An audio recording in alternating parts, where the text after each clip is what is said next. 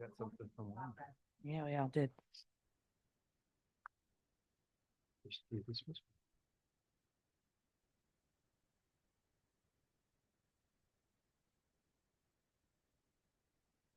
Gotta find the right agenda, sorry. We good? Yes. Okay.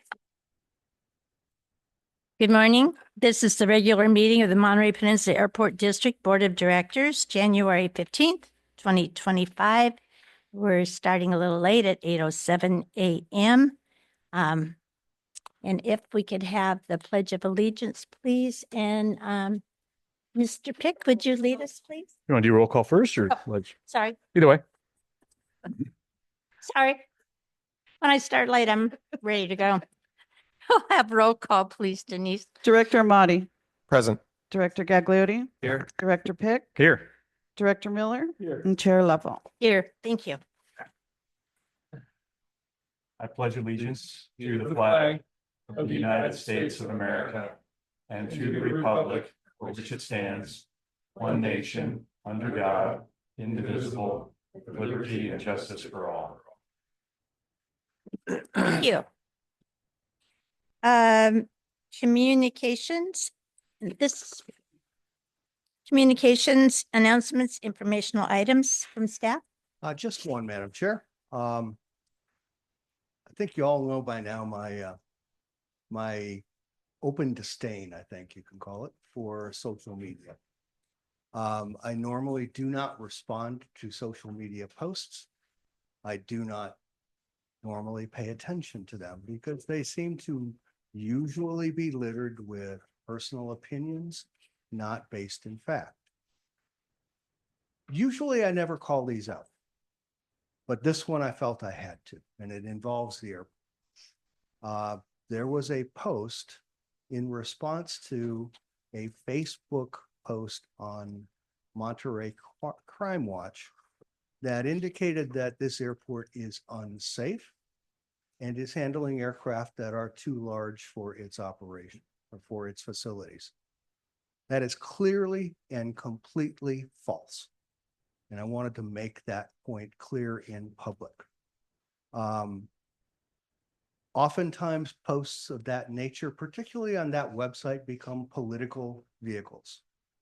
And that's what I feel this post was.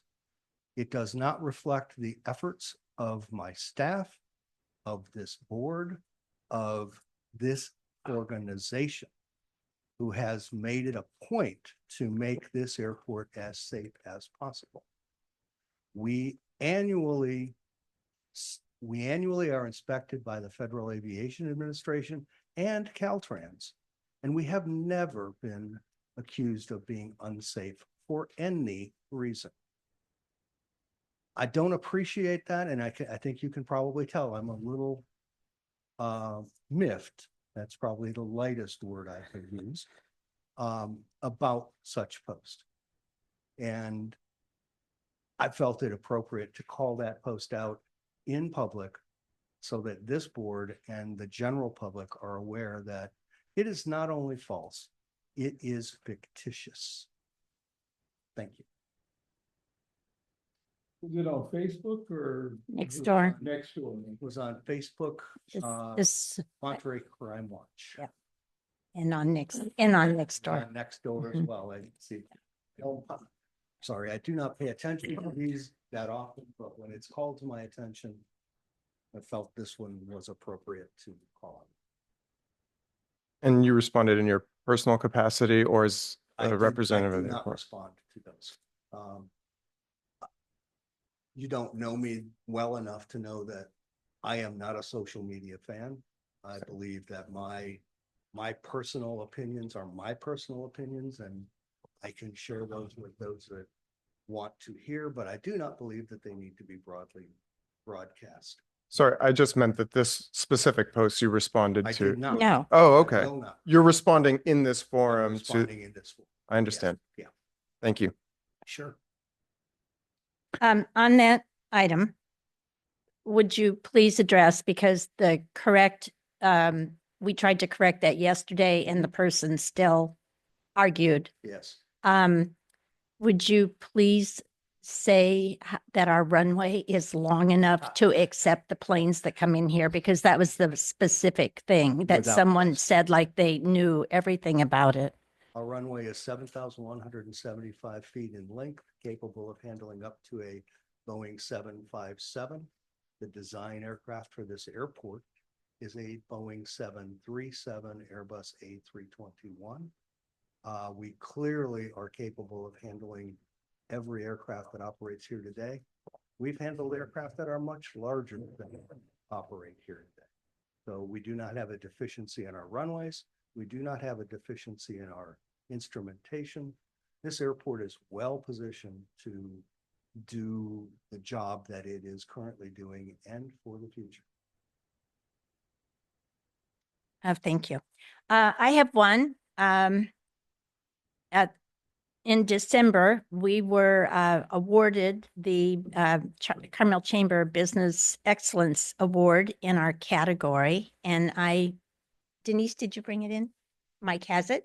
We were awarded this little crystal star, which will be out here in the offices, and it will make us eligible to be the Business of the Year when they select one next December, because they choose from each of the categories and then award the larger award. So we also were awarded that at the Monterey Chamber in 2024. So we'll see what happens this year, because both of those roll up into the larger award. But I just wanted to say again, thank you to staff and to the whole team for working hard, because that's how it shows in the community. Madam Chair, Yes. comment? So I just want to, this may come up later, but I just want to highlight the accomplishments of the airport with the Holiday Lounge over the break period. It's an amazing thing you do in conjunction with some gracious sponsors that help populate the room with some great food and amenities for our young service members and their families as they come and go from the Monterey Peninsula for holiday block leave. And again, just the fact that they are almost entirely very young, very low ranking, initial entry, many first time away from home, men and women with their very young families. It's just a very, very gracious touch. And I thank you. Jonathan? Yeah, I have just a couple quick items and I'll be really quick. So I received a message from Jan Schreiner asking about the bike lockers here at the airport. Forwarded the message to Mike and he's responded saying that the bike lockers, unfortunately by TSA, need to remain empty and locked at all times. I received a message from Lacey Rack of Sustainable Seaside. I'd bumped into her at a Friends of Seaside Parks workday and she was asking about the food service planned for the new terminal. Again, I forwarded that message to Mike and he responded that we are planning to have a dishwasher. That was her concern, that sometimes in these designs that a dishwasher is not included, which is not as environmentally sustainable as having to do the single-use washing. So thank you, Mike, for taking the time to respond to both of those messages. I had reached out to Chief Andrew Miller of the Monterey Fire Department. He and I met just as an introductory meeting, wanted to get to know him better as they're operating on the airport grounds. And now that the holidays have passed us, I'll be reaching out to staff just to get a tour of operations on the site, including the ARF facility out there. And two other quick ones. I met with Kara Pani, who's the Community Engagement Senior Manager, and Martine Watkins, the Local Government Affairs Senior Manager from the aquarium. They were sharing their, first of all, we met at Woody's, had the roasted turkey sandwich, and it was delicious. So compliments to the chef over there at Woody's. The aquarium has had great success in reducing single-use plastics at the site. And we did notice that at Woody's, there was really no single-use plastic. All utensils, they didn't have plastic straws in the drinks, which was fantastic. And they had mentioned that they had worked with SFO previously in helping them to reduce the use of single-use plastics. I know there are specific requirements once you're in the terminal area from TSA, but something to, I'd love to hear more about plans for the terminal and what kind of single-use plastics we will be having there. And they also would just love to continue to foster and develop the relationship and explore ways to partner and support each other, as both the airport and the aquarium are institutions on the peninsula. And finally, I wanted to thank Director Gagliotti. Just this past Sunday, he took me up flying so that I may better understand the kind of regions of control of the different towers and communication. And so I really wanted to extend my heartfelt thanks for that. And I really appreciate it. It was very eye-opening for me. So thank you. Okay. That's it. Good. We'll talk about what this item is on the line item later. Okay. Anything else from staff? Anything from the public? All right. Public comments on an item that is not on the agenda. Anyone on Zoom? See no hands, Madam Chair? All right. Anyone in the audience? Okay, I'm going to close public comments on items that are not on the agenda. And our first order of business, since he was not here last month, is to give Mr. Gagliotti an official number 4 years. So if you would step forward and Mr. Huber will do the honors. We're gonna throw tomatoes. Yeah, yeah.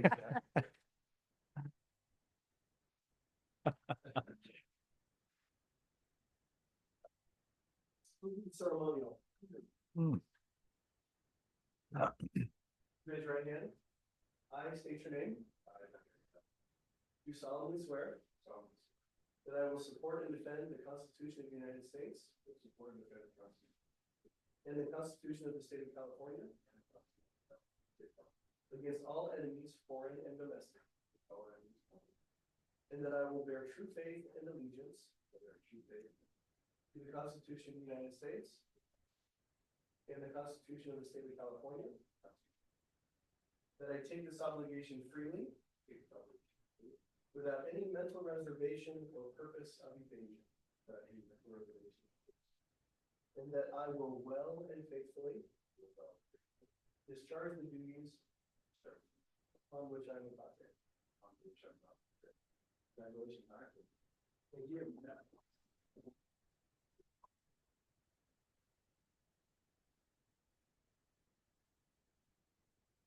Welcome back. All right. Our next item will be the official seating of our chair for this calendar year, 2025.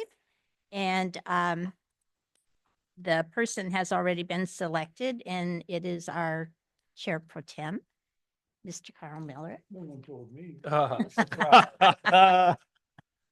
So at this time, Carl, we're happy to be back in your hands again and look forward to a good year. See if that sentiment holds true at the end of the year.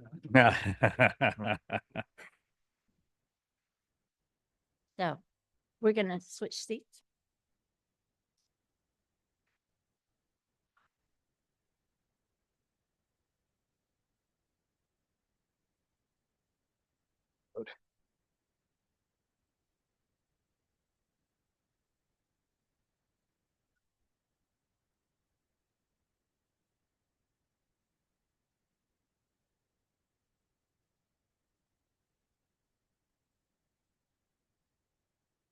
What to wear, bro? Yes.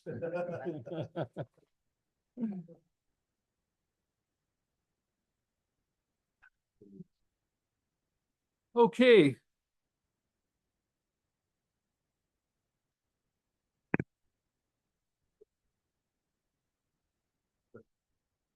No. Well, I really have to apologize because I don't have a prepared statement for thanking Chair Leffel for her leadership during the past year.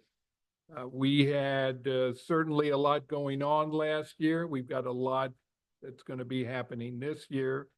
So we were certainly in good hands last year. I know the board, I speak for the board when I say we appreciated everything that you did. We had a very busy year. Not only that, you were running for reelection too during that time. So we certainly had a lot going on. It had a lot of potential for a lot of problems that we avoided. And I think, and like I said, we have a busy year ahead of us. So now we go to, I guess, public comment. Does anybody want to, now's your opportunity. Say, don't let this happen. Okay, we'll go forward. No. Selection of pro tem, we changed our rule, so this is automatic. The pro tem has already been decided, and that is Director Pick will be the chair next year and will serve as pro tem during this year. I would move that we elect Director Pick as the pro tem. I'll second. Okay, we have a first and second. Can we have a roll call, please? Director Amati, Yes. Director Gagliotti, Aye. Director Pick, I'm a little conflicted, but yes. Director Level, Yes. Chair Miller. Yes. Okay, congratulations. Thank you. Oh, public comment. Any member of the public wish to comment? Hearing none, we move on. Congratulations, Director Pick. Thank you, Thank sir. you. Or pro tem Pick. Consent agenda. These are routine items that comes with a recommendation from staff to approve. Does any member of the board wish to remove an item from consent? Does staff? Any member of the public wish to remove an item from consent? Any public comment on a consent agenda item? Okay, I would move that we approve the consent agenda items as presented. Second? we have a first and second. Can we have a roll call, please? Director Amati, Yes. Director Gagliotti, Aye. Director Pick, Aye. Director Level, Yes. Chair Miller. Yes. Okay, we have no deferred consent agenda items. Regular agenda item number J1. And that's the appointment of committee assignments. Did have an opportunity to talk to members of the board. So hopefully none of this comes as a surprise. But for budget and finance will be Director Amati and Marianne Leffel. Air Service and Marketing will be Directors Gagliani and Chair Miller. Airport Property Development and Lease will be Director Pick and Chair Miller. Personnel committees, this is the ad hoc committee that was set up last year. Will remain the same, Director Pick and Chair Miller. Local Jurisdiction Liaison will be Director Pick and Director Leffel. Local Agency Formation Commission is Director Leffel. And just a comment on that, Director Leffel serves in two capacities. One is as a elected member to that where she had to run. And in this liaison, when things come up that affect the airport, since she's already there, we have her doing that for us. Regional Taxi Authority will be Director Pick. TAMSI will be Chair Miller. Special Districts Liaison, Director Leffel, and AMBAG, Director Leffel. So open that up for discussion or, well, first off, any public comment? Hearing none, open up for discussion or for a motion. Just a quick comment on the liaison and representatives section. I have no comment on the standing or ad hoc committees, Yes. but regarding the liaisons and representatives, I think it would be appropriate since the board has moved to district-based elections, Yes. that the positions rotate among the directors. And then should a director whose time has come up to serve in one of those liaison capacities choose to not want to serve, that then we would defer to the chair to make an appointment to that seat. Okay, we don't have that plan in front of us right now. I would suggest you, Yeah, just address that. yes, So typically what'll happen is if we set a meeting at a council that is in someone else's district, one of us does not go and we invite that person who is in that district to go with us. So that that person who represents that district has the face time with their constituents. So we make the appointments, we set them, we do that ourselves, but we involve people who are within their district in that district. So, for example, the Association of Monterey Bay Area Governments, Okay. right? Where do they meet? They are mostly on Zoom, Mostly on Zoom. mostly on Zoom. So, And it moves around because it's a tri-county organization. They meet out at Laguna Seca Office Park, Mhm, but they are on Zoom. right. And so your position as a representative from this agency for AMBAG, uh, what is your role on I'm a that? non-voting member. It's mostly I listen to what they are presenting because they do some really interesting studies that impact Mhm. us. For instance, housing impacts us because it will eventually impact how many people we have planing here. So I am there, and if they have something of significance that comes back to here, I report on it. And provide comment during those meetings Only as it if relates it's as a something that representative of the is board. directly with this airport. Yeah. Right. And I think my only suggestion is just that much like you had mentioned that the vice chair position has a rotation, or that Director Miller mentioned that the vice chair rotates, we set up something similar here for the liaisons to all of these different agencies, that it's Oh, something okay. that rotates. I didn't understand your initial. So can I? yeah, Okay, so every year, the chair talks to people and the chair chooses who it is. We have the opportunity to say we don't like that and we're going to vote against that because we want somebody else there. Right. But it does rotate. Some of these positions have rotated here. So, I spoke with Director Miller, and I understand the reasonings for all of his position appointments to the different committees, and I agree with them, and I understand, and I think it makes sense.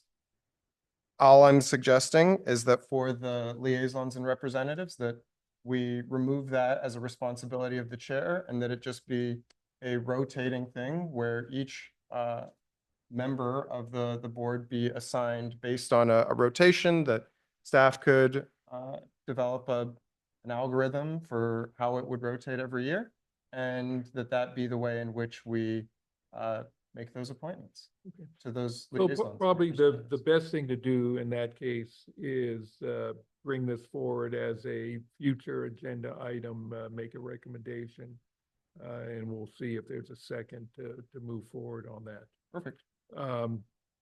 Chair, I'll move that we adopt the committee appointments as you've stated. Okay, I have a first and second, public comment from anybody? Okay. One other thing I'd like to say about the liaison, none of these are voting positions. Because we're not a city, they don't give us a seat at the table necessarily. we go there just to observe, comment if it's something that affects the airport. The only exception to that would be Director Leffel serving on LAFCO And the RTA. and the RTA. RTA is the vote. And that's, oh,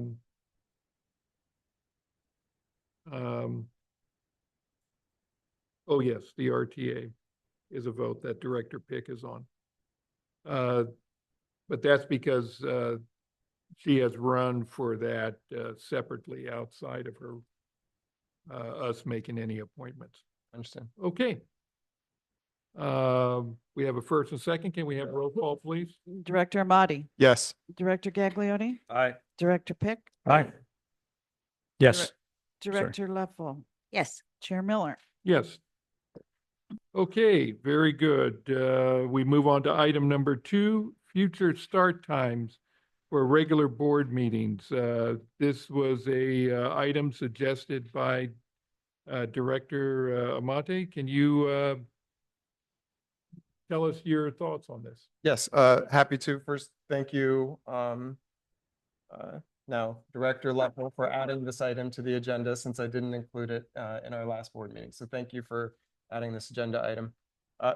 It's, for me, I wanted to discuss the possibility of moving this meeting.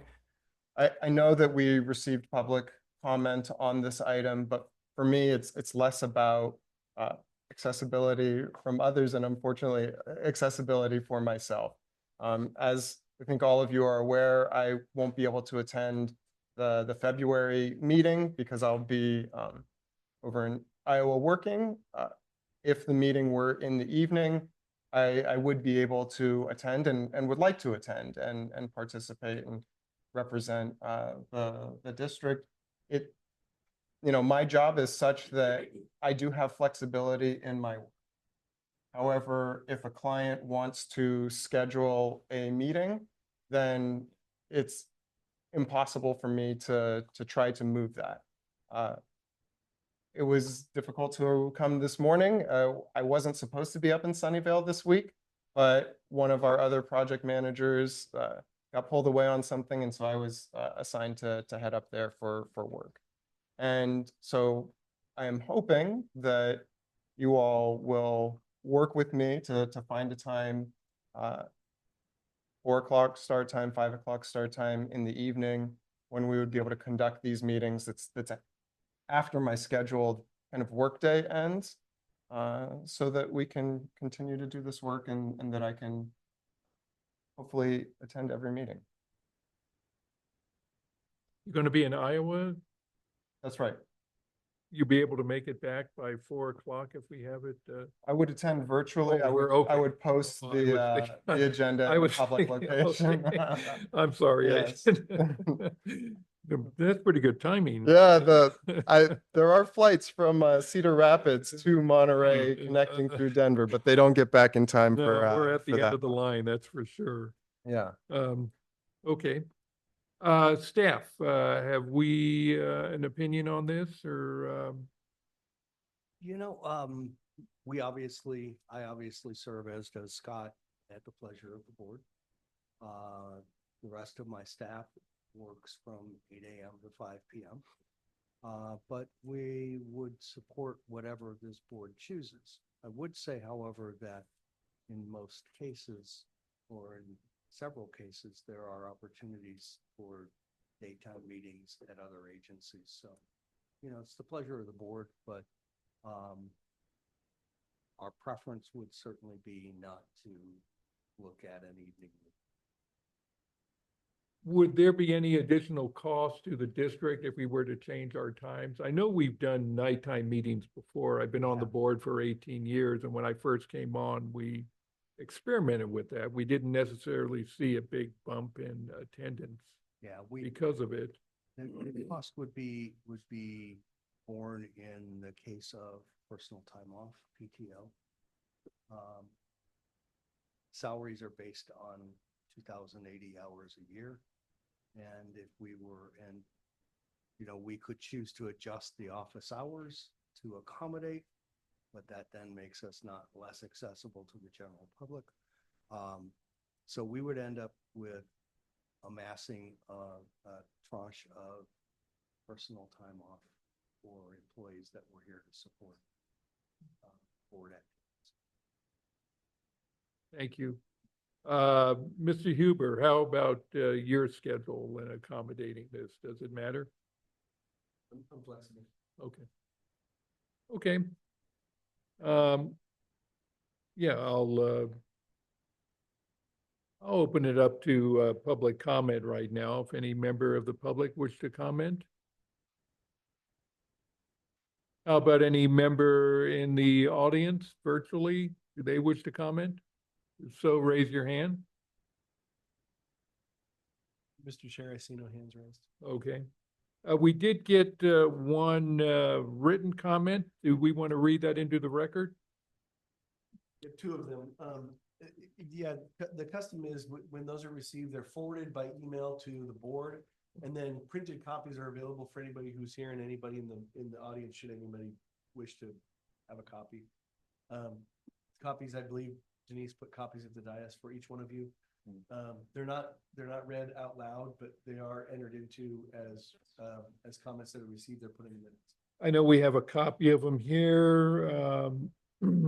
Both of them express their desire that we change our start time to something more in the evening. Okay, I'll open it up to the board. Director Pick, any comment on it?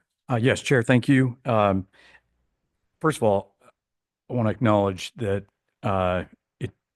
scheduling these meetings is hard, and scheduling our lives to make the meetings happen is hard. I think that in the case of scheduling, personally,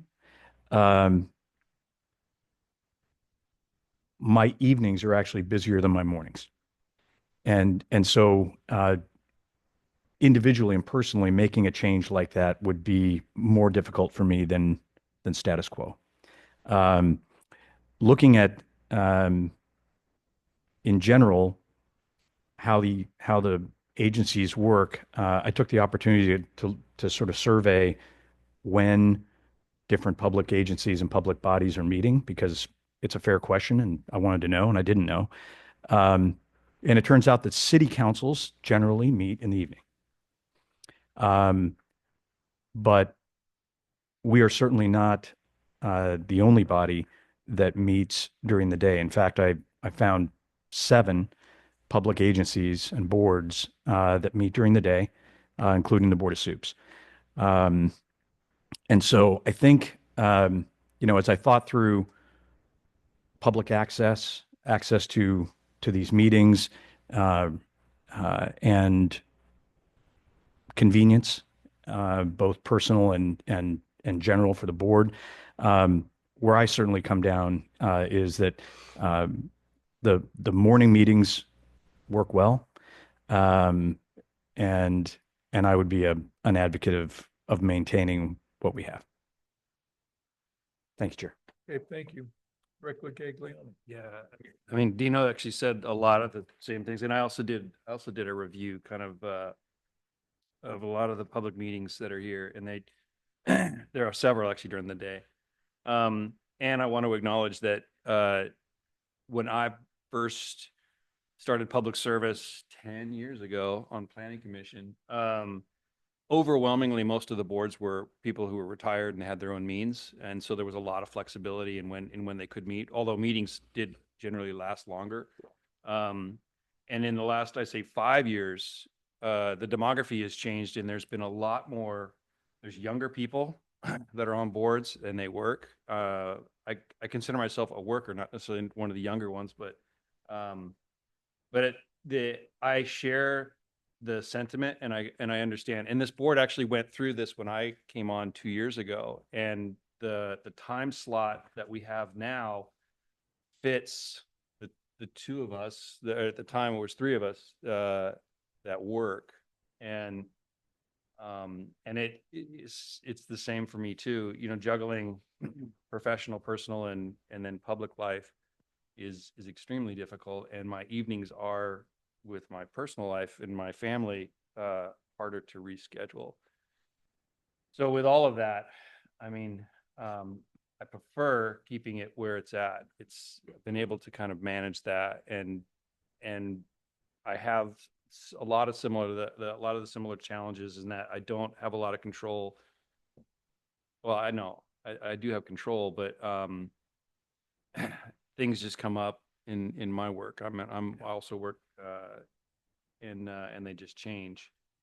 So I mean, with all that, I'd like to explore, you know, something, but right now it just will not work. And one of the points that I was actually thinking about too, one of the arguments was is that the purpose of this board is to basically approve and support staff, and staff are the experts who actually support the service, who actually are responsible for the services that we provide. And so they need us, they need a quorum in order for them to do their work. And I think that's important.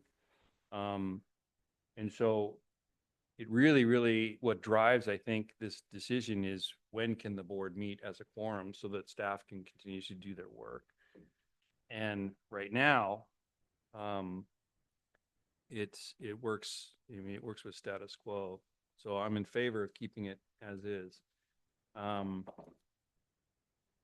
Yeah. If I guess maybe I'd be open to re-looking at it if my personal life changed much this year, and it may, you know, but yeah. So I mean, that's just a long-winded kind of like agreement with Director Pick, and that this time works well for me. Okay. Thank you. Director Leffel. So when I first came on the board, we met at 10 and the first meeting went till midnight. 11:59. We had a lot of long-winded board members who had to comment 52 times on every item. So they were dreadful. We shortened them eventually to about 4 o'clock. So 10 to 4 was kind of our norm.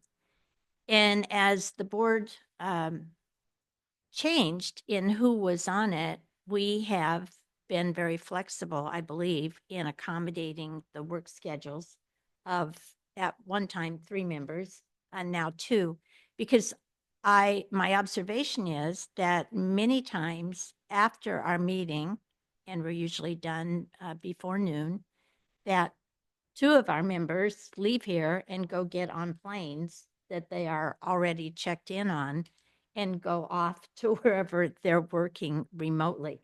And that happens quite often. So that was one reason why we changed from 10.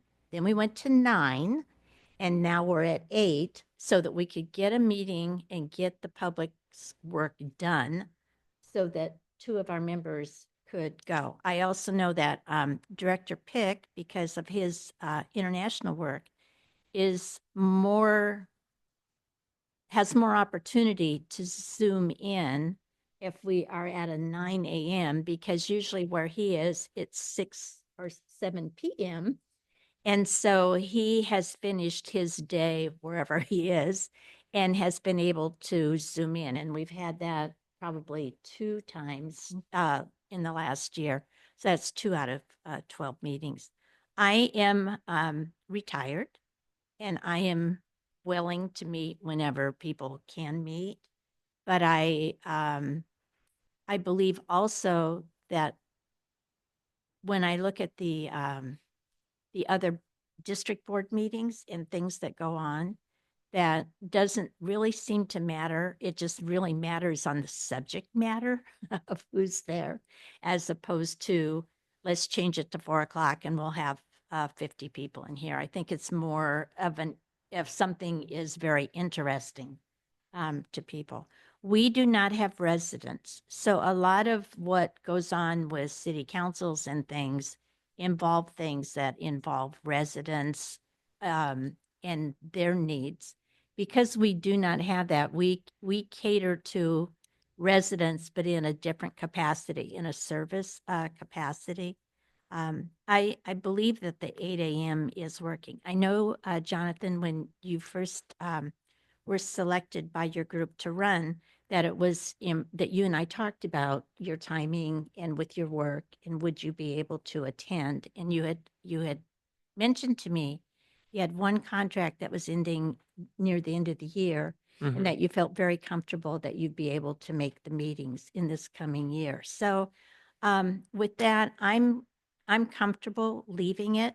I will tell you that you and I are the Budget Finance Committee because I am flexible. I think we can move that to the afternoon so that that will more accommodate your needs. Because right now it meets in the morning, which was set up for Director Pick's schedule and my schedule. But I'm good with that so that you can be a very solid participant. And I'll recommend that we do that at like 3:30 in the afternoon so that if you're in a different time zone, that'd be 5:30 where you are working in Iowa and you have the opportunity to Zoom in even if you're not here personally. So anyway, I'm in favor right now of keeping it the way it is. And I'm very sensitive to how much our small staff has going on with all of that out there. And I think it's important that we also respect the fact that they get some time that they can go home and be with their families.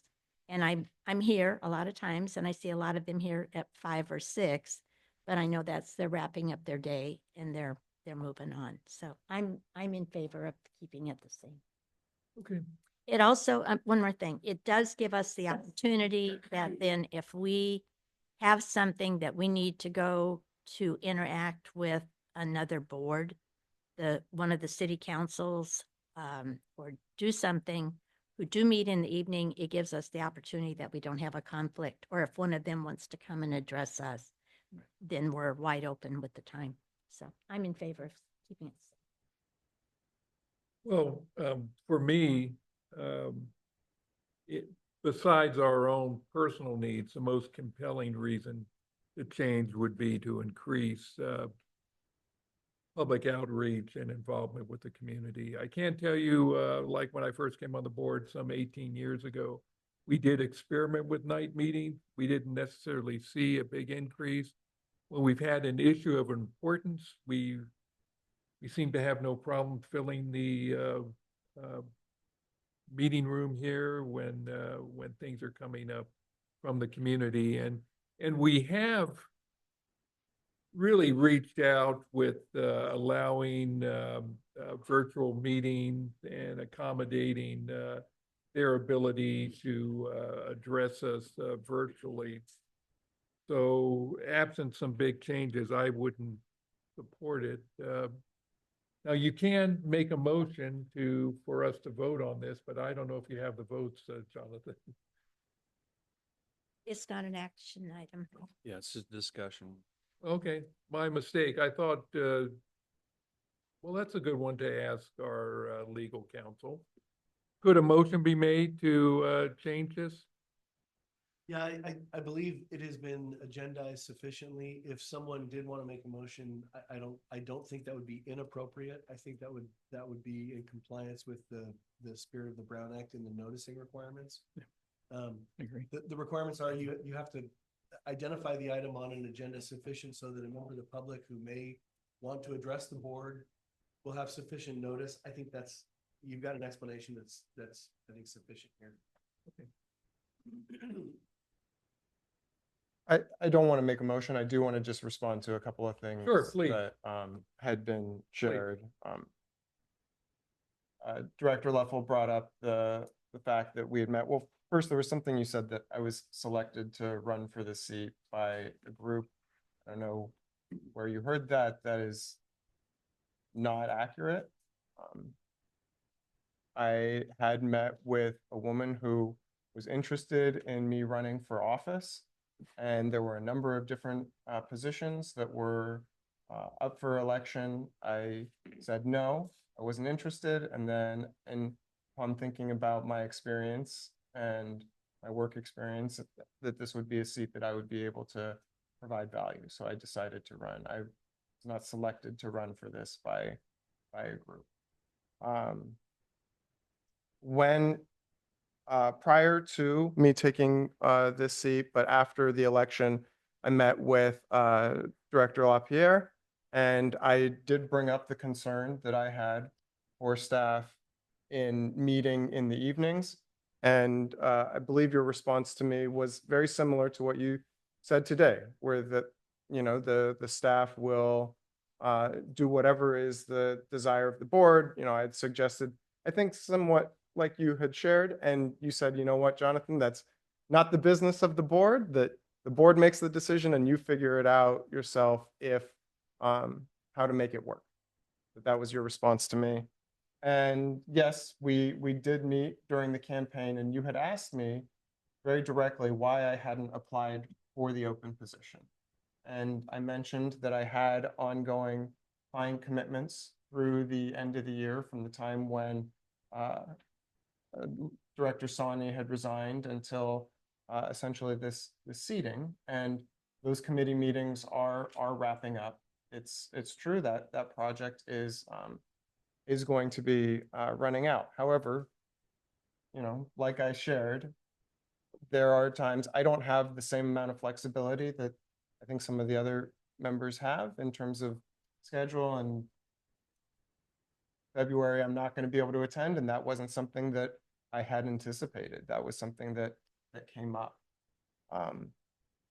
And I shared with you, I think, a comment where Director Sani, the reason she gave for resigning was that she was going to be missing 3 board meetings, and in the charter, if you miss 3 board meetings, you can be removed from your seat. And you mentioned how ridiculous that was because the board has always made every attempt to try to meet the needs of the board members. Also, she's an elected, you are an elected official, and we're not like a nonprofit that can vote you out.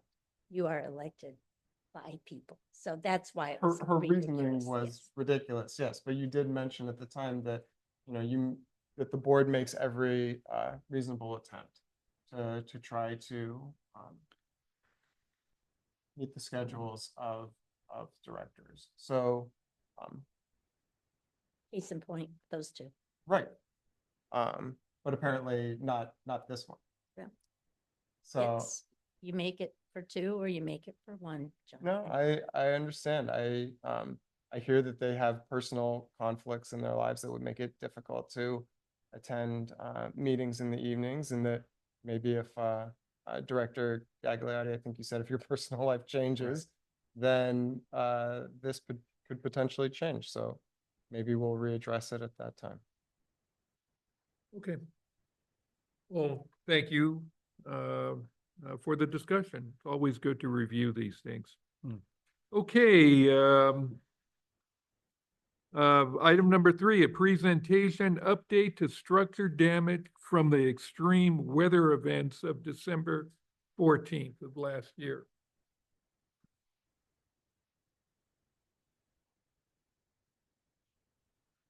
Thank you. Thank you. Looking at what's going on south of us, we're so lucky that this is all we had. Is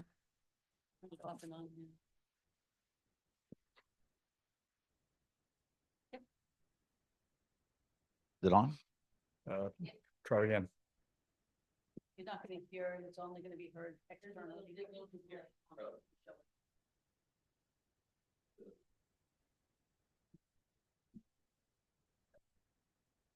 Okay, so just as a kind of reference point, the last regular board meeting was on December 16th, and the storm event had happened 2 days previous to that. And there was a resolution passed by the board basically authorizing our executive director to do what was necessary in this interim time to address the damage from the storm and any issues that might impact the operation of the airport. So I'll give you the quick summary here. It was, a well-known event, widely reported. It was reported that the gusts at the airport almost reached 78 miles an hour, which is very significant and I think probably unprecedented. So thinking to the insurance recovery and what our coverage is. So relative to property insurance, we are now, as you know, under the PRISM program. Our deductible under the PRISM program for property is $100,000. So what we'll see and what we'll talk about, we have to look into the lens of how much of that may be recoverable from insurance. The adjusters have been to the site. They are working on the claim, kind of accumulating costs. And we have some damage that we're still going out for proposals to establish what the costs are. So just to highlight where this happened, most of the structure damage is in the northeast corner of the airport in the old metal hangars, which we refer to as the Nano hangars because those are manufactured by Nano.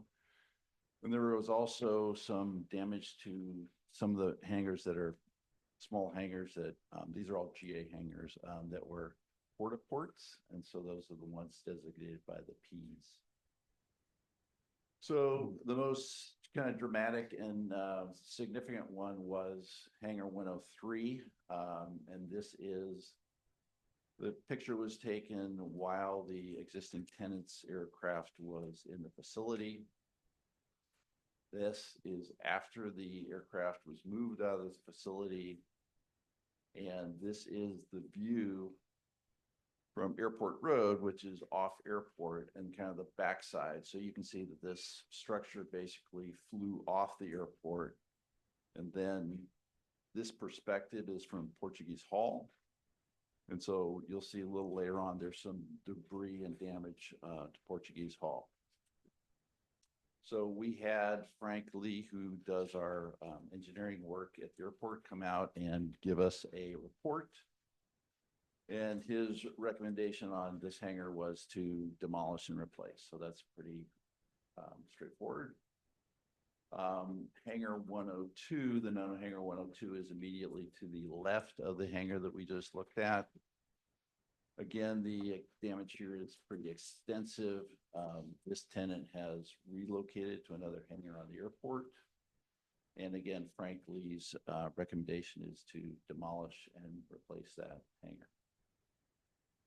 In terms of what we're doing immediately, we've engaged Randazzo Enterprise to come out and do the basically demo and removal work.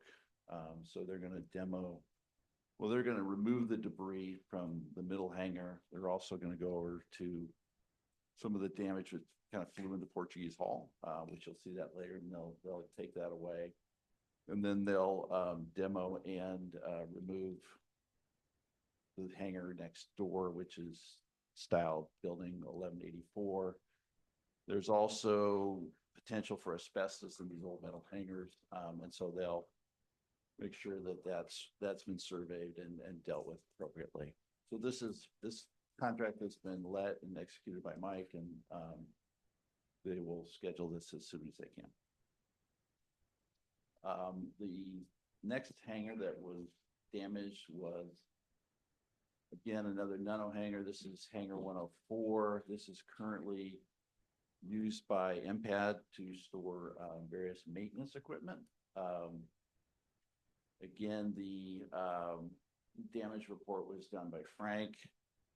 We have not currently led a contract to either, repair or remove this hangar because it's more like the gating item is finding out where to move the maintenance equipment. So we have to kind of move the chess pieces before we kind of have a recommendation as to what we want to do there.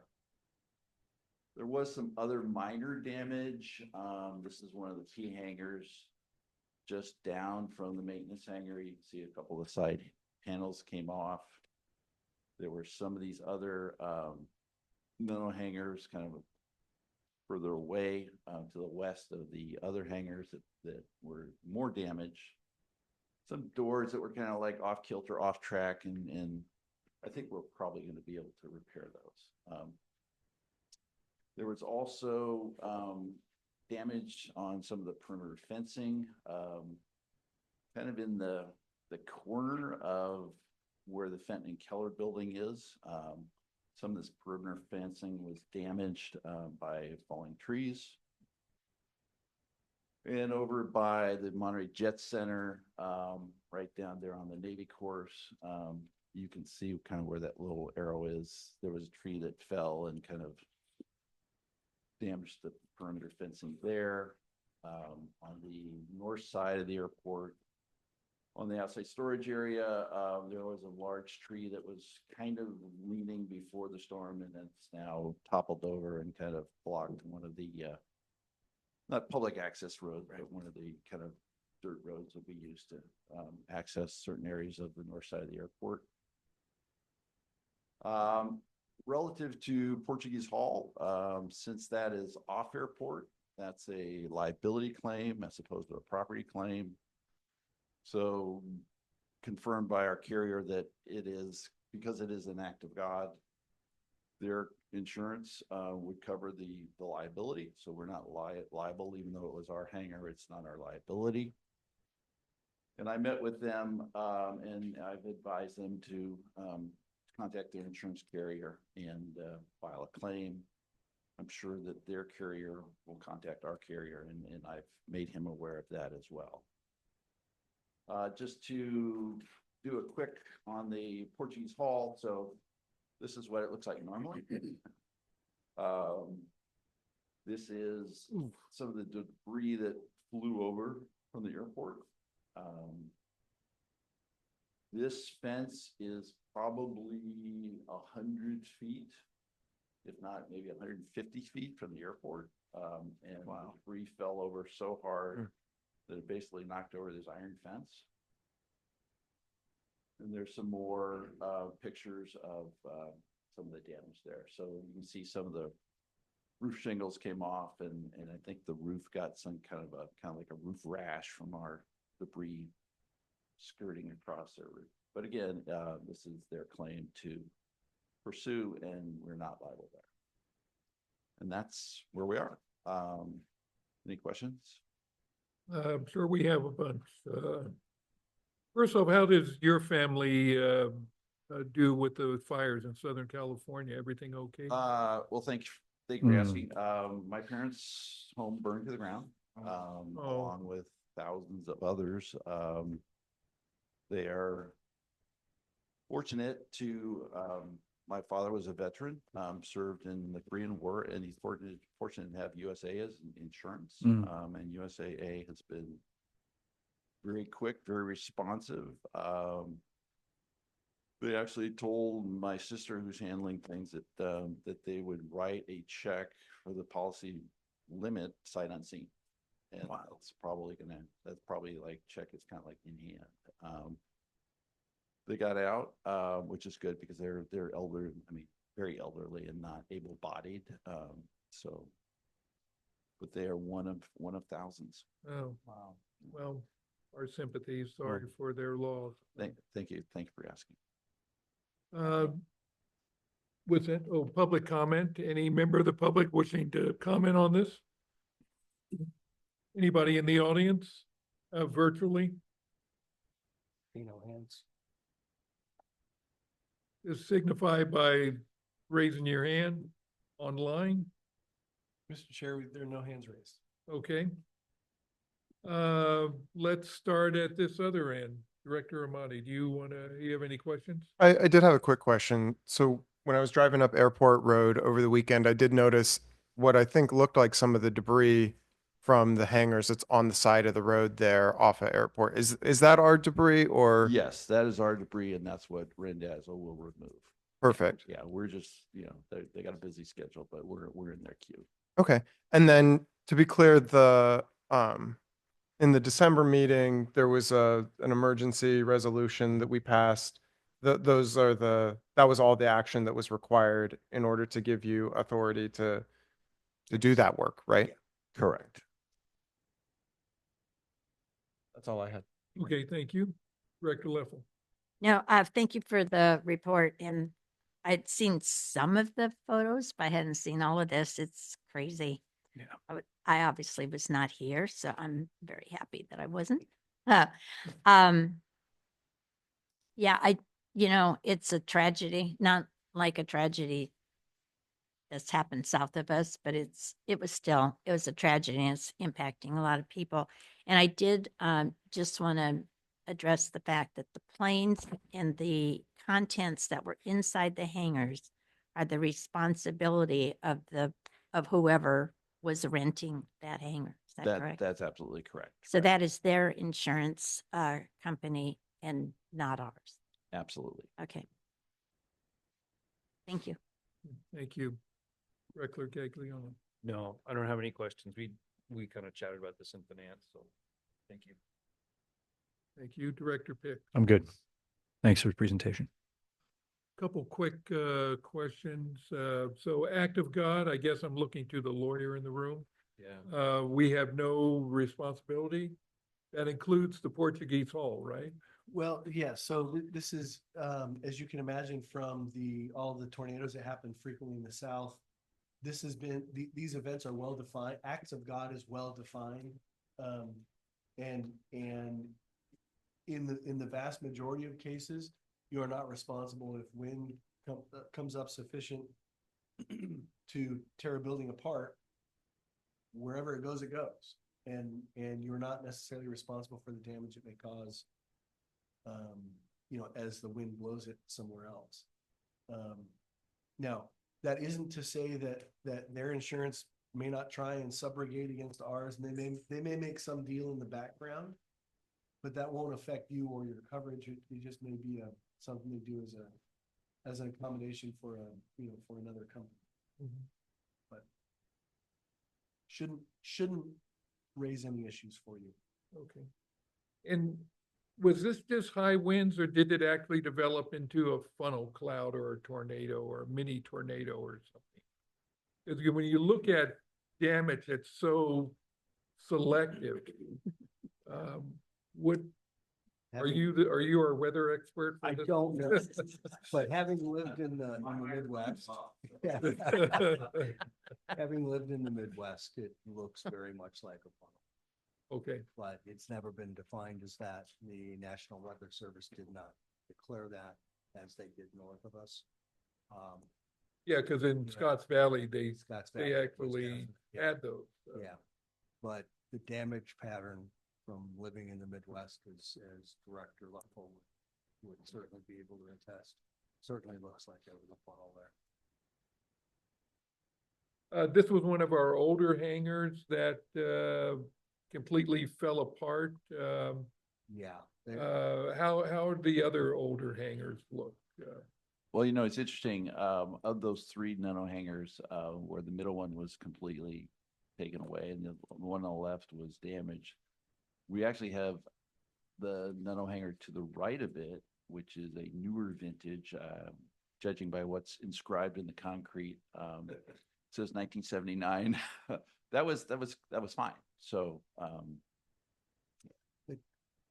Just, to follow on to that, most of the hangars that you have on the northwest side are aged to the point where they're going to need to be replaced. What's the time frame on that? That's not been determined. We've been so focused financially on two things. One, the hangars that we've now built and are now occupied. And secondarily, but most importantly, the overall safety enhancement program and how we're going to fund that. We have limited resources.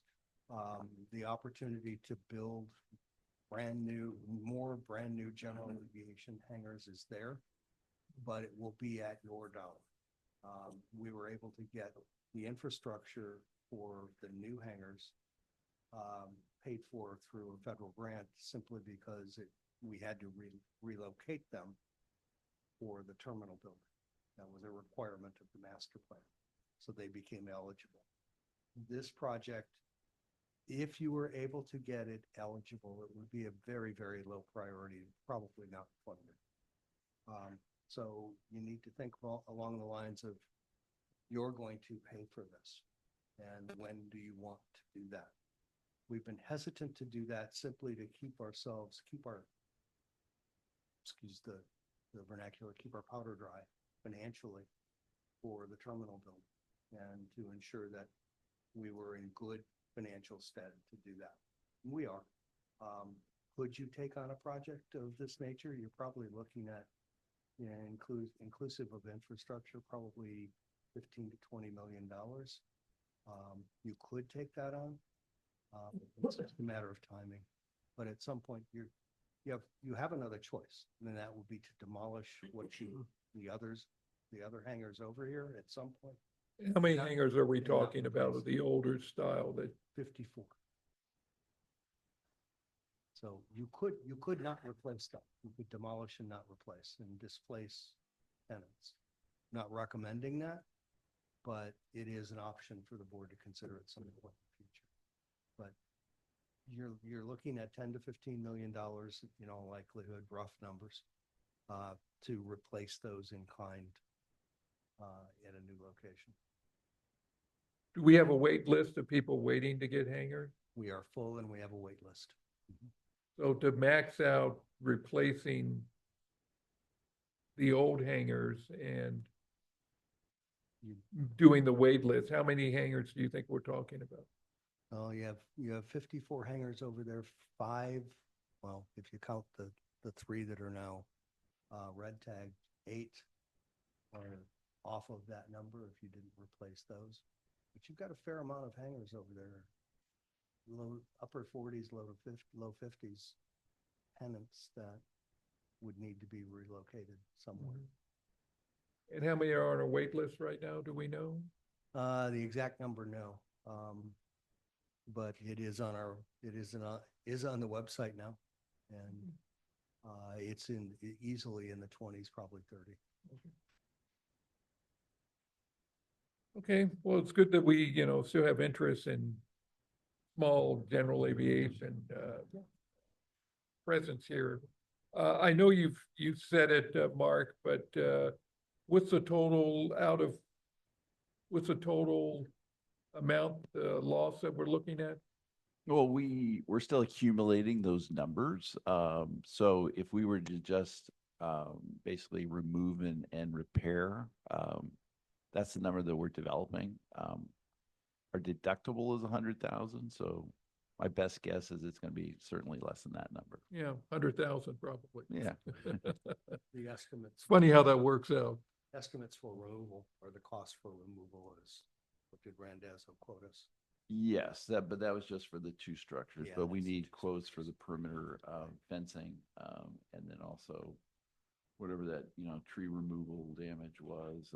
So it's kind of early to give you a number that I could say is reliable, but my sense is it's going to be less than our deductible. Are we replacing the hangar that was destroyed? We haven't decided that. No, I'm not going to recommend that. I think if you look at hangar replacements, you really need to look at a new site. Okay. To clear off that ramp that's there that is congested with hangars that were always, I believe, always supposed to be temporarily located there. Mhm. But they've aged to the point where they're, in most cases, marginally habitable. So you really need to look at a long-term strategy for those hangars going forward. My recommendation would be that you not look at replacement on that site. That ramp area is very valuable, and as you look at redeveloping what's on the ramp frontage, you're going to need that ramp for larger aircraft particularly. So I would look more than likely at the platform that was built as part of the hangars. Yeah, for future expansion. For future expansion. I think that's the best alternative for the airport. So. Yeah, I agree. And lastly, any possibility of accessing federal funds for any disaster? Is there any disaster money out there we could? Never was declared a disaster in Monterey County. Okay. So no funds. Okay. Well, thank you for the presentation. Okay, let's move on to board reports and acceptance of department reports. First part that we normally do is the reports that are generated by staff. We review those in our packet, and if we have any questions, we ask it at this time. We'll start down here on this end. Director Pick, any questions for the staff reports? No, Chair, thank you. None for me. Director Leffel? I just had a question that, yeah, I do. On the taxis and TNCs, do we build them January or do we build them mid-year? What is their, are they on our fiscal year or our calendar year? Their permits? Permits. Yeah, permits are on our fiscal year. Okay. So I just, my comment when looking at the report is the ridership was way up, and obviously there appear to be even a lot more people who are servicing the public through these types of rides. So it's really good. And I did not have one single comment or complaint from anyone that they could not find a ride during November, December, which is wonderful, particularly since so many more people used transportation to get here, since our parking is so constrained with A, more ridership, and B, having construction going on. So anyway, that was really good.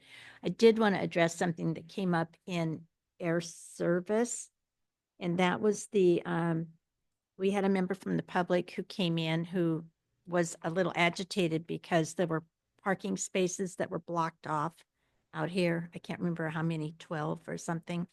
And so I know that staff gave the explanation of why that was, and it's very important, I think, that everybody understand that. It wasn't just we're going to block it off. So do one of you want to just address it so that everybody hears it and we're on record with it? Sure, absolutely. A project that the board approved this year as part of our capital improvement budget was to do some repairs to what we call the TSA access roads. So as you enter the short-term parking lot right here next to the building, straight in front of you is a road. It says no public access, but that brings down to a gated fence TSA area that is used by our airline partners in TSA for their picking up of their garbage and for deliveries. That's been failing. So that is scheduled to be repaired tomorrow, starting at 6 a.m. And as well, where the parking lot asphalt ends and comes to the deck, because there is a deck over our baggage makeup area, and you'll see the difference if you walk out there on the type of material that's there.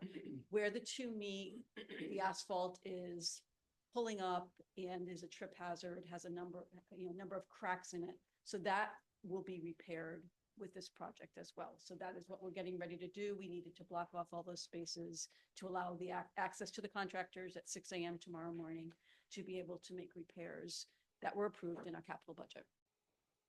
And so just to add on that, yes, the repairs tomorrow, but it had to be blocked off in advance so that people like me who are too lazy to walk from long-term parking, who park long-term in short-term, would not be parked there, and they park on Monday and still be there till Friday. So that is why it was blocked off several days in advance in anticipation of what has to go on tomorrow morning. So I just want people to understand that it wasn't just some random, we're going to block off some parking. So anyway.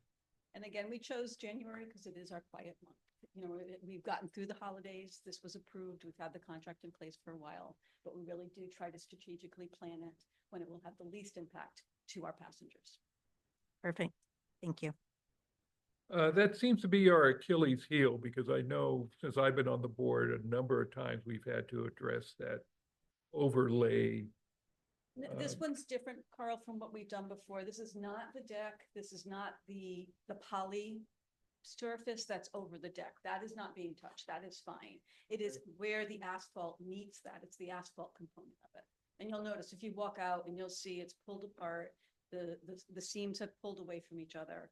And there are a number of large cracks in there that are, definitely providing trip hazards if someone got their heel caught in it, or just at night if it's a little bit darker, or their bag would catch on it or something like that. So it's not something that we've done before. This is a different area. Okay. Yeah, very good. Okay. I think I opened that up for public comment, but any member of the public wish to comment on staff reports? Okay, Know that you finished the whole board. You just got through Mary Ann. Sorry. okay, I'm sorry. I don't have Rick, any. okay. Thank you. Thank you. I don't have any questions.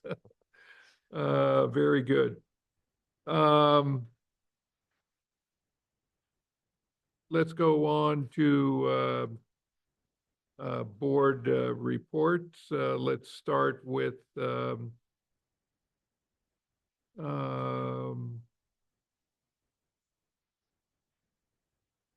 budgeting and finance. Anything to report that's not in the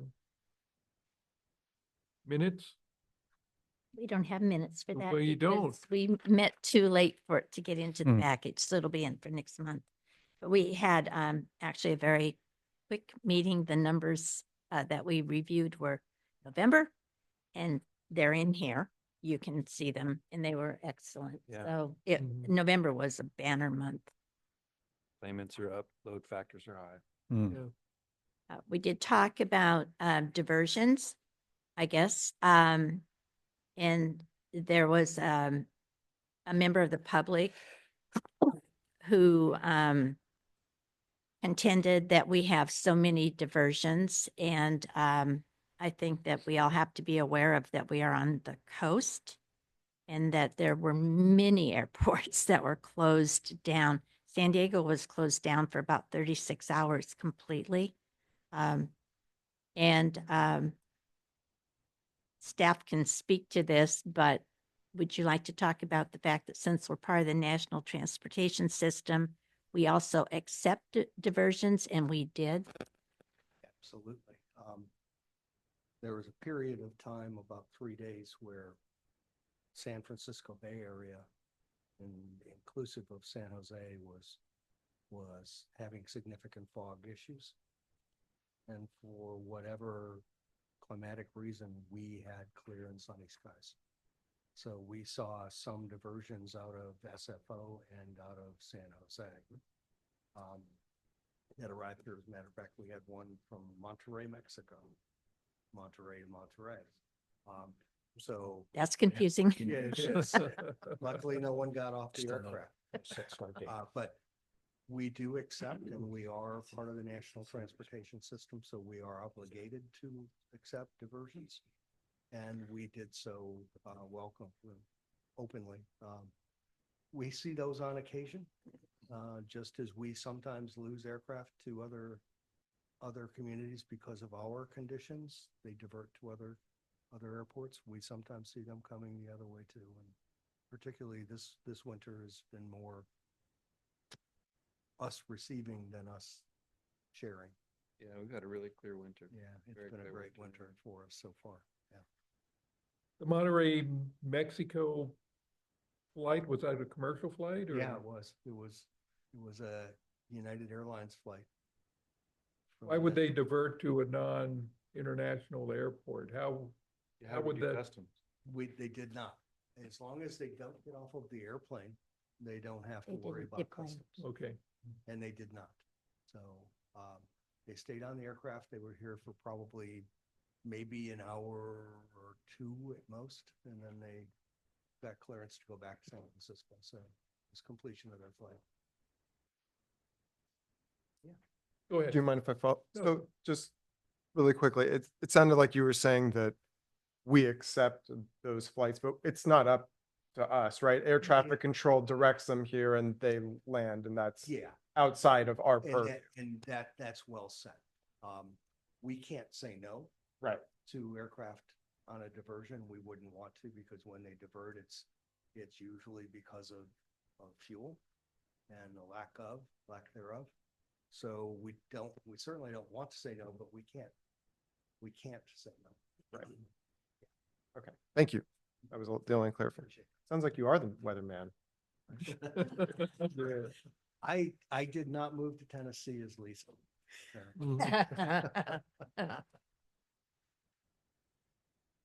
Air service, anything to add for that? Nothing to add. Payments are looking pretty good. It's super strong. I mean, I think the tagline is less aircraft, in other words, less flights, more passengers.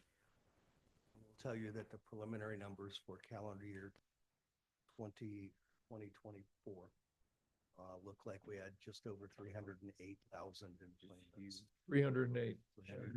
That's Yeah.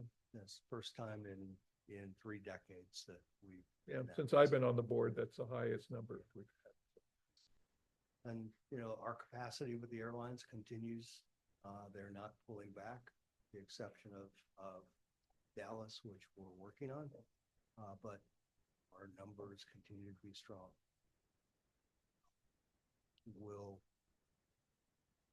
I think we'll still have a very, very good 2025. Whitney, you had your hand up?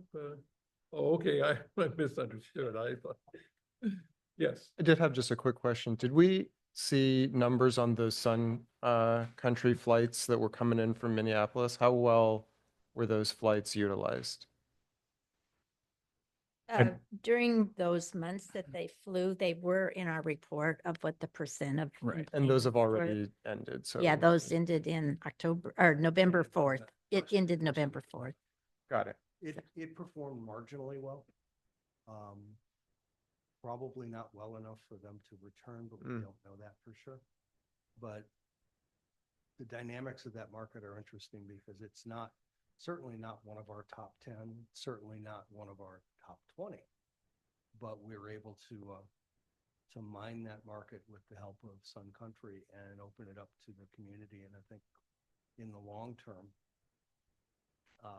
the idea was to get people from Minneapolis here, not so much people from here to Minneapolis. And I think that was successful. That portion was successful. Very good. And lease, anything to report out of lease, Director Pick? No. Yeah. And we didn't have a meeting this month, so, okay.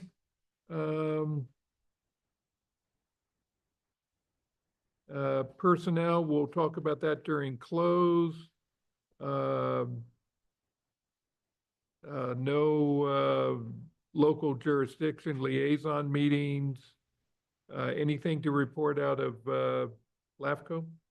LAFCO met December 4th and I reported on that. And it appears that we will not have a meeting this month. There is not anything that is, there are no new projects in or anything that would require a meeting. So I believe the next meeting will be the end of February. Very good. RTA? Nothing to report. Okay. TAMC, nothing really to report. It's going to be a few months before they get the adaptive signaling done on Highway 68. I'll keep you updated on that. Special districts, Director Gagliani. Actually was not at the last meeting, but. There was none. So you're all good. right, good. The next meeting is next Tuesday. Okay, that's right. And if you would like to attend that, that's going to be back at Blackhorse. Being at Blackhorse. Jonathan, are you able to attend?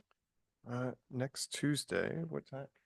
6 It's a o'clock. dinner. It's your evening, but. I will be able to attend. And it's in Seaside. Yeah. So you need to let Denise know right away so she can make your reservation. Denise, I believe you and I was that the one that you and I were already in communication about? Yeah. Okay. I just want to make sure. Okay, and AMBAG. There was not a meeting that. We're good. Okay. Very good.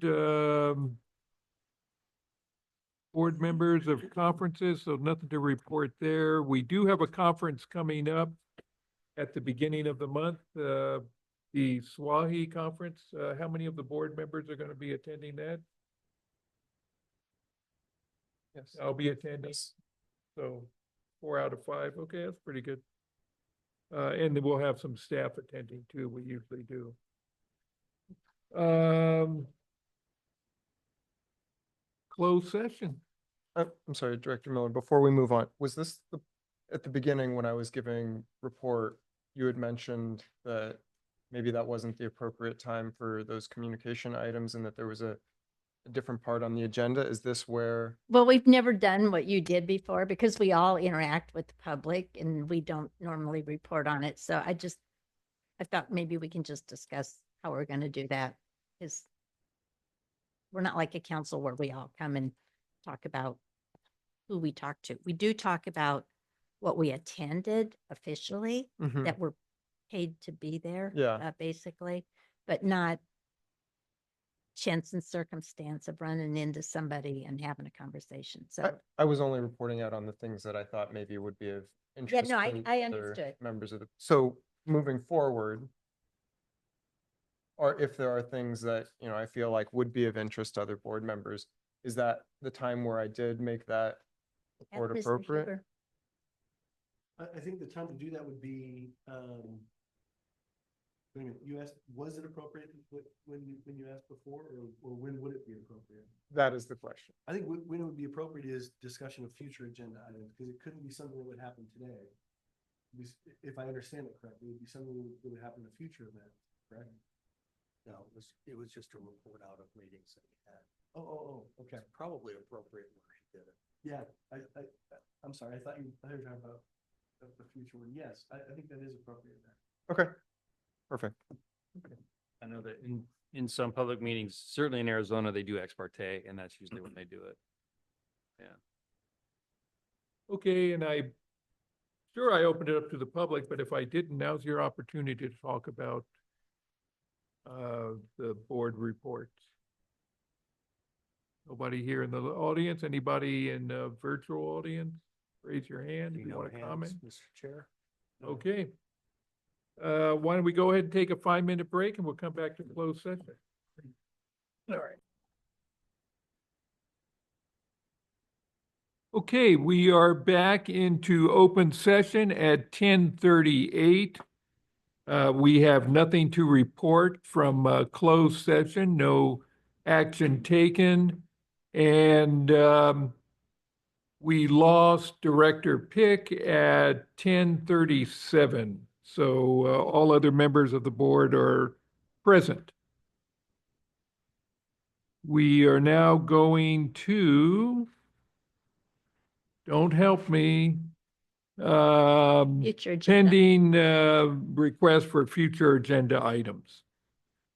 Does any member of the board have an item they want to bring forward? Okay, nothing there. No member of the public, either in the audience or virtually, so we won't open it up to them. And I will entertain a motion to adjourn. So moved. So, All those in favor say aye. Aye. We are adjourned at 10:39. Thank you very much for coming back for that 2 minutes of joy.